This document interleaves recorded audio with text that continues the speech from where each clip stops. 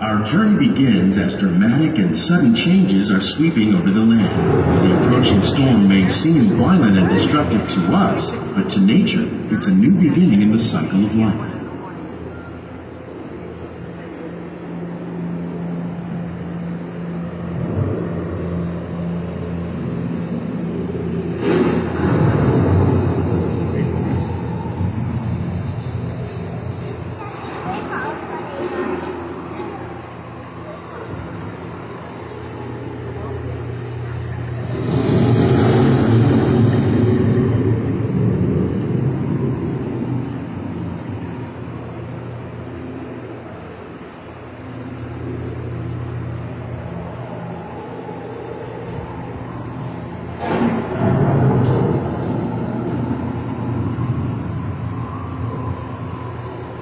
Beneath the surface of the land, roots trap water from the flowing mud, extracting precious nutrients and minerals.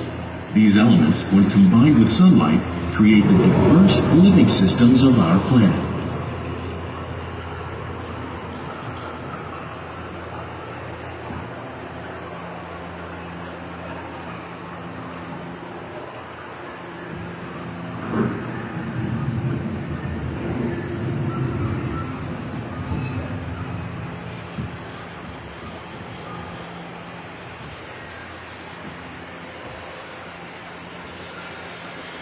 One of those living systems is the rainforest, home to the most amazing concentration of life on our planet. These dense and beautiful forests cover only a tiny portion of the Earth's surface, but they contain more than half of its plant and animal species. Rainforests are also extremely rich and productive living systems, providing us with oxygen, food, medicines, and other elements essential to our lives.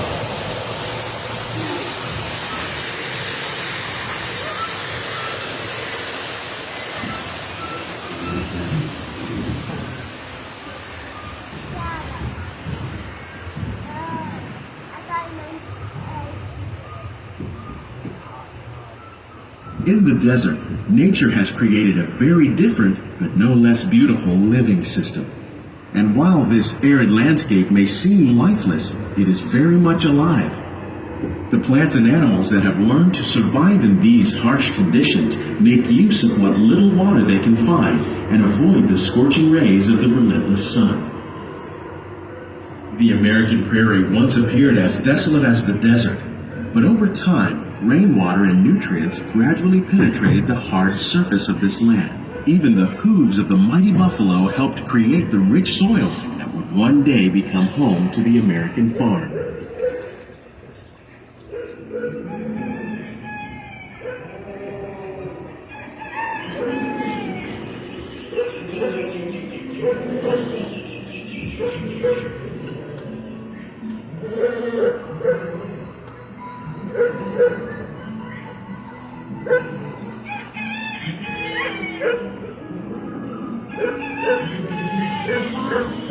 Of all the forces at work on the land, humans have had one of the most profound effects. The need to produce food for a growing world led to the enormous use and sometimes overuse of the land. In our search for more efficient ways to grow food, we often fail to realize the impact of our methods.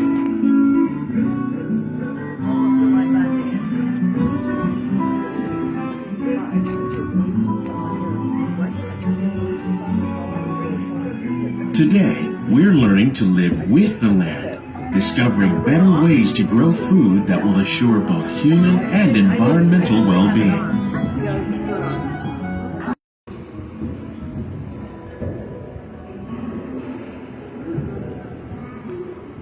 How will we meet tomorrow's growing needs for food production, yet still respect the needs of the land? Some of the answers are being discovered just ahead.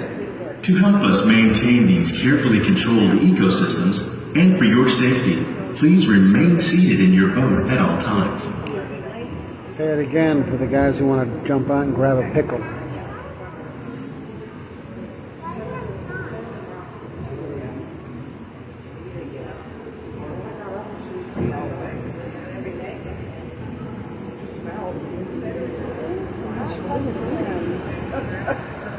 way to get out before we go? No. Welcome to our living laboratories, where scientists from Epcot and the U.S. Department of Agriculture are exploring innovative ways to produce bountiful harvests now and into the future.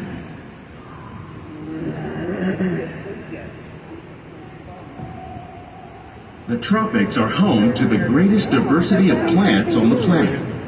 Many of these, like papaya, bananas, cacao, coffee, and rice, are well known around the world. These are just a few of the edible plants that have been an important source of nutrition for people living in the tropics. Many are rich in vitamins and minerals, while others are well adapted to growing in less than ideal conditions.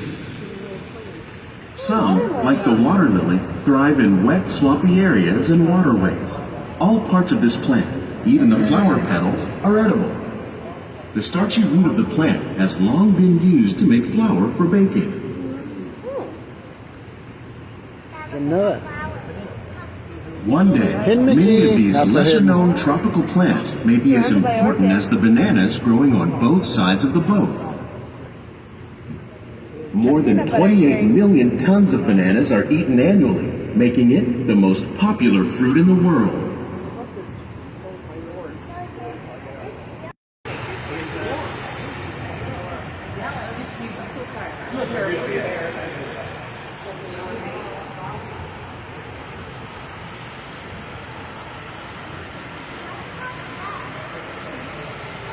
When we mention farming, you probably don't think of fish.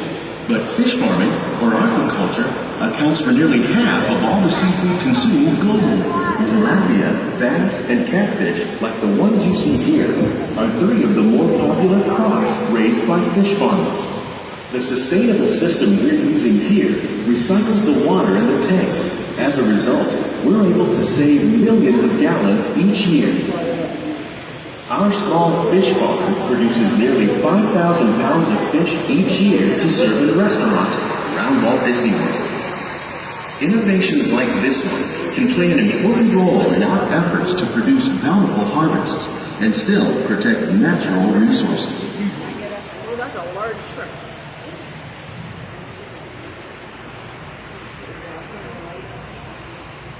Increase yields while more efficiently using resources like water, fertilizer, and pesticides. Another innovation at work here is our integrated pest management program. By populating our greenhouses with beneficial insects that prey on harmful pests like aphids and flies, we are significantly reducing our reliance on conventional pesticides. We're growing these crops using our nutrient film system. This technique precisely controls and recycles water and nutrients. So this is where With it, we can produce over 27,000 heads of lettuce a year in this one small area. Ooh, strawberry, honey. Strawberry. I'm not going to jump out of the boat like that one guy. Some of our best ideas have been inspired by nature, like these fruit and vegetable trees. By growing these ground plants vertically, we can increase yields and better control diseases. These crops taste as good as they look. In fact, we serve more than 15 tons of produce from our greenhouses in restaurants here at the land every year. That sounds like a probably like. You ever throw something fun in there? Everything is fun. Okay. Just nice and breathe.